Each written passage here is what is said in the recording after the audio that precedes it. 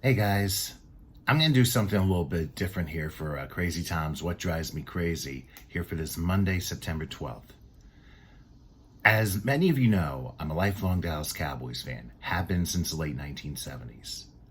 Once again, the Cowboys last night became America's gift to indigestion with their absolutely horrifically embarrassing performance against the Tampa Bay Buccaneers. Notwithstanding the fact that it is probably an ordinance federally that the Dallas Cowboys are prohibited from ever beating Tom Brady in an NFL game, they are now 0-7. But the crazy thing is, the Atlanta Falcons are 0-10 against Tom Brady. So that's something that gave you scratch your heads, But it's just all the more remarkable as to how far this team has fallen. And so many questions come up after this first week. Of course, everyone's talking about, I would like to call him Dak Prescott, but after his performance, he's going to be referred to as Yak Prescott until further notice, such as when he returns to the field. This is how disgusting Prescott was. 14 out of 29 for 134 yards and an interception. And of course, it was one of those passes where he hit his hand, I believe, on a helmet and supposedly broke his thumb. He is now due to be out at least a month, maybe two. We don't know. It may be an actual blessing because now Cooper Rush will have the opportunity to start the next few games. And it's not looking good. Dak Prescott had all the weapons with Amari Cooper, CeeDee Lamb, Cedric Wilson, and Michael Gallup. We thought Gallup was going to be ready for the opener. Now might be another 2 weeks. He may not play against Cincinnati, but we don't know. The offensive line is in total shambles. The Tyron Smith injury obviously has affected him. Tyler played decently for an opener, but now might have to be the time Jason Peters steps in. Now, I don't know how much he has left at 40 years old, but it'll be interesting to see if that ever comes into play. Also, another big injury people forget about was the opening drive of the game when Connor McGovern was injured. And basically, he's going to be out for a little while. He left with an ankle injury, and he left the stadium with a protective boot on. So that could mean he could be out for a couple of weeks. And then defensively, toward the end of the game, Terrell Basham suffered a thigh injury and did not return, but he was in considerable pain. Then Jaron Kearse, he had dealt with neck soreness during the week, and he limped off the field in the second half with a knee injury, and he left the stadium on crutches. So he might now be out for a couple of weeks. So this is very scary stuff right now. And to go back to the offensive line for a moment, you talk about a sickening performance. Terrence Steele probably needs to be cut. 3 false starts, a hold, and another false start that the officials missed. He was penalized 4 times, should have been 5. He had an absolutely despicable game. That offensive line is going to be the liability for anyone wearing the star as a Dallas Cowboys quarterback this year. Dak has suffered that, and now Cooper Rush will suffer that. So is Will Grier going to be promoted to backup if something happens to Cooper Rush? Think about these next 7 games. Next week, home to Cincinnati against a pretty angry Bengals team who also bleeped the bed against Pittsburgh at home. Then they're at the Giants on Monday night and then home to the former Redskins. Then they have a brutal back-to-back at the Rams and at the Eagles. Then they come home to play Chicago and Detroit before their bye. This team going into the bye looks like it may be no better than 2-6. No better. Because they're not beating the Bengals. There's no way. They can't. Joe Burrow is too good to not have back-to-back horrific performances. You need to understand the Bengals turned the ball over 5 times against the Steelers yesterday. And they were a blocked extra point away from winning that game. You're a good team if you're able to overcome 5 turnovers and win. There was one time, like maybe 15 years ago, the Cowboys forced 5 New York Giants turnovers on Monday Night Football, but still lost the game by at least 10 points. That tells you all you need to know. Joe Burrow has had 5 occurrences where he has turned the ball over multiple times in his short 2+ year career. I saw a stat from somebody this morning. The game after that, Burrow is 4-1 and much better. We're not beating Cincinnati.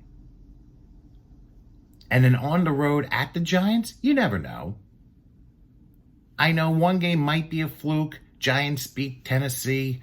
They decide to go for 2 and win the game, and then a missed field goal as time expired. You wonder if the miss happened because, okay, we feel sorry. We need a New York team to win for September 11th. That could have been the case. Don't say I'm a conspiracy theorist because that possibility is there. We'll never know it, but it is there. So you can never rule anything out. Then we're home to the Redskins, now Commanders. And Carson Wentz had a good game, a come-from-behind win for Washington. So maybe they are a little better. But remember, it's Carson Wentz. And he can be a turnover machine sometimes. And then at the Rams, we'll see where they are on week 5. At the Eagles, it can be up in the air there. Chicago, will see how improved they are. Detroit, will see how improved they are. Detroit, I think, has improved a little bit. But then again, they just played the Eagles yesterday. Lost 38-35 after last year getting their doors blown off 44-6. The Eagles' defense is concerning. The offense really is not, with the exception of one person. Jalen Hurts. Jalen, his biggest weapon isn't his arm, it's his legs.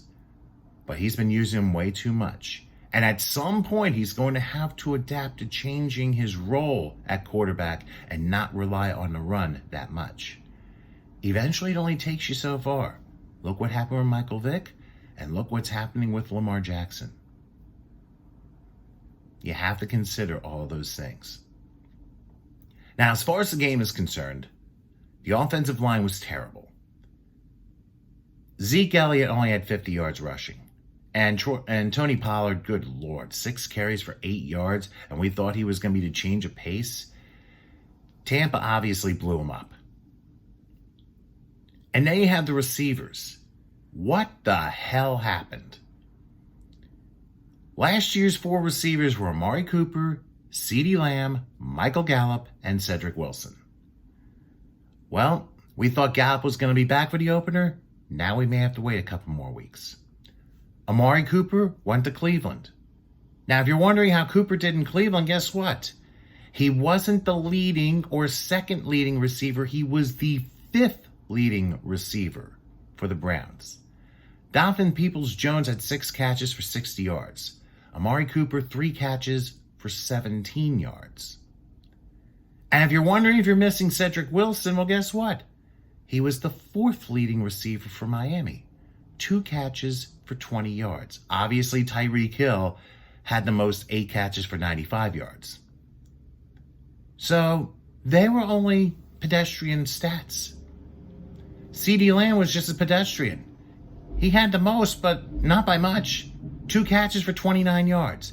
But CeeDee Lamb Chop has to be the person that should be blamed a lot for the way the game went. Because Lamb had a chance at a 22-yard reception, but they called offensive pass interference on him with a forearm to a Tampa defender. I can guarantee you if you switched the uniforms, if CeeDee was in Tampa Bay and Tom Brady threw that pass, no call. That's how it is. Cowboys killed themselves with penalties, and more penalties. Even 2 on special teams. Turpin was denied 2 returns because of a hold and an illegal block. We've been saying this all along for years and years and years, how undisciplined the Dallas Cowboys have been when it comes to penalties. These are not the Raiders. But they continue to shoot themselves in the foot and other parts of the body with how they've been playing. And another key part of the game came at the end of the first half. Brady's pass to Chris Godwin was scooped off the ground and ruled a catch. Needless to say, the control room in New York did not call down to the officials to review that play. A short time later, a giant bomb to Julio Jones gets caught. It leads to a Tampa field goal. If that's not ruled a catch to Godwin, maybe it's a different game. Cowboys probably wouldn't have won the game, but it would have kept them with a little bit of a better chance to win. But right now, you know how the theme song of Cops goes, Inner Circle's Bad Boys, which was a top 10 hit back in the early 90s. You know the third verse. Nobody now give you no breaks. Police now give you no break. And guess what? The NFL is not giving the Cowboys any breaks. They're giving everyone else breaks, but not the Cowboys. Tells you all you need to know. And then Micah Parsons, he took a shot from Leonard Fournette in one of the series, and he even on his Twitter explained the play, and it looked like he took a forearm. The only thing I can tell you about this is Fournette can give a forearm to Parsons and no flag, but CeeDee Lamb gives a forearm to a defender and he gets flagged.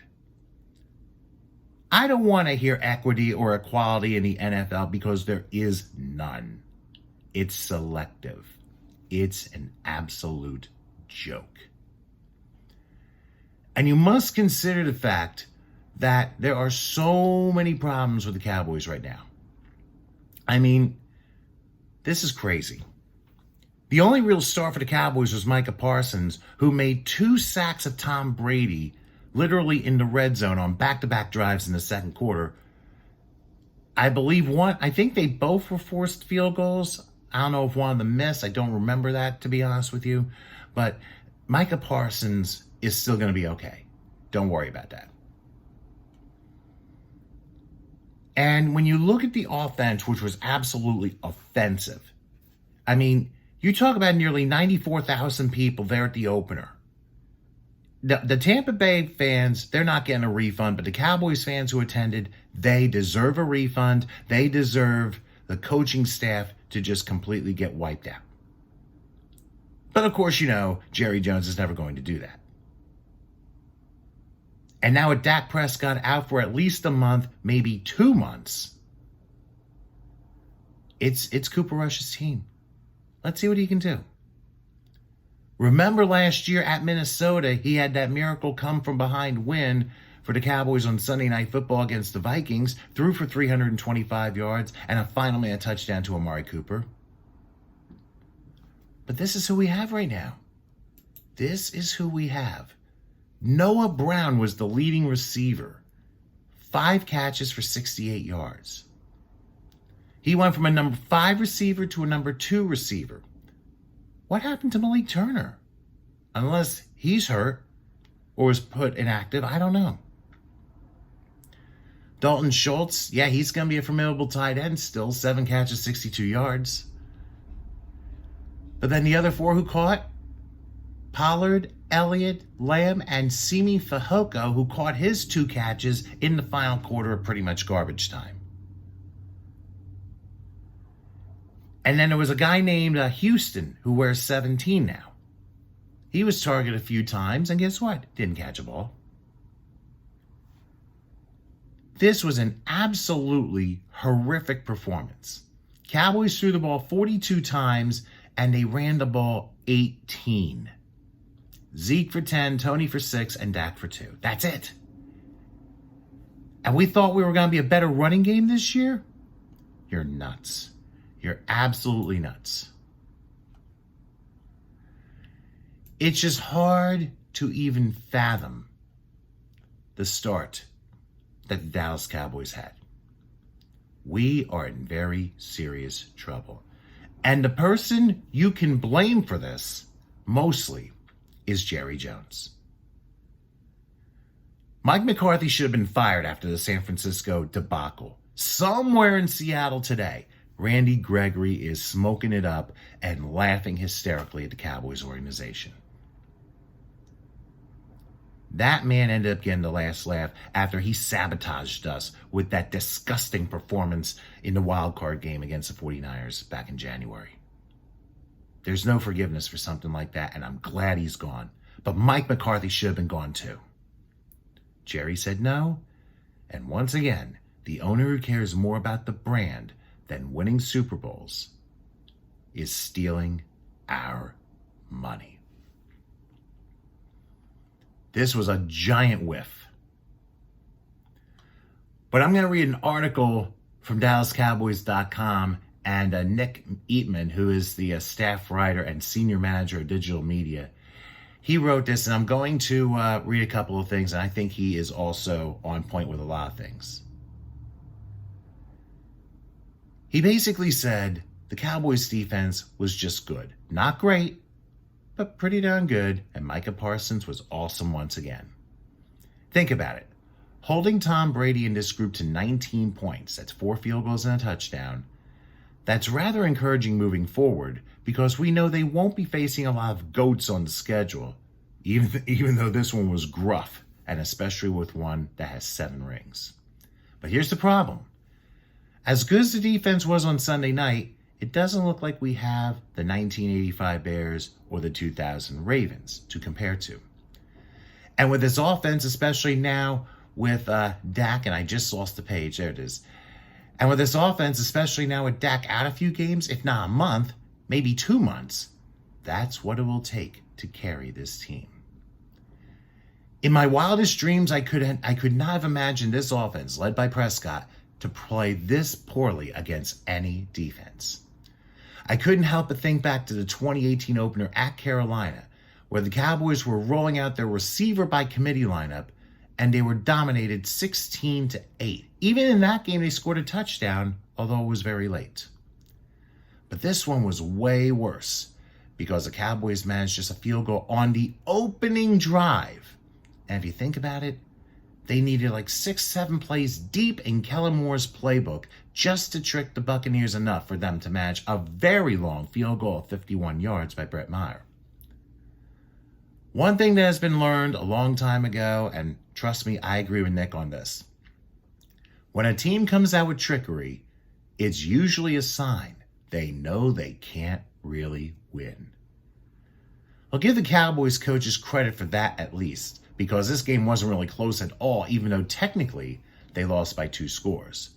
But the problems we wondered about all offseason seemed to surface in a big way on Sunday night. We all mentioned about CeeDee Lamb. He was out to show everybody that he was going to be the number 1 receiver, and we're still waiting. Remember, he only had 2 catches for 29 yards, 11 targets though. Now, I certainly wouldn't say there were 9 legit chances for CeeDee to catch the ball. We all know that Yak wasn't on target long before his 4th quarter injury. But behind Lamb, the rest of the crew didn't help much. Noah Brown, the leading receiver, had a few plays. Dennis Houston did as well, but no one that scares anyone. Then comes the offensive line. Connor McGovern, as I mentioned, he went down the first drive, and while Matt Farniak played admirably, as did Tyler Smith at left tackle, the offensive line had the quarterbacks running for their lives. The running backs had little to no room to run, with Dak's option play of 12 yards serving as his longest run. It was actually the longest run of the game. All the Tony Pollard love that was brought up this offseason, you can cool it off. 6 carries for 8 balls, caught 2 for 14, but his struggles as a pass blocker were so evident to the point that the Cowboys might have to think how they utilize these 2 backs. But at this point, a lot of things are going to change with Cooper Rush now at the helm. All the tricks we saw offensive coordinator Kellen Moore pull out, they're going to be dialed down considerably. So they were blown out at home, and they lost Dak for a month. And they're in last place in the NFC East, the only team who didn't win. Washington did, Philly did, the Giants did. But why isn't the sky falling?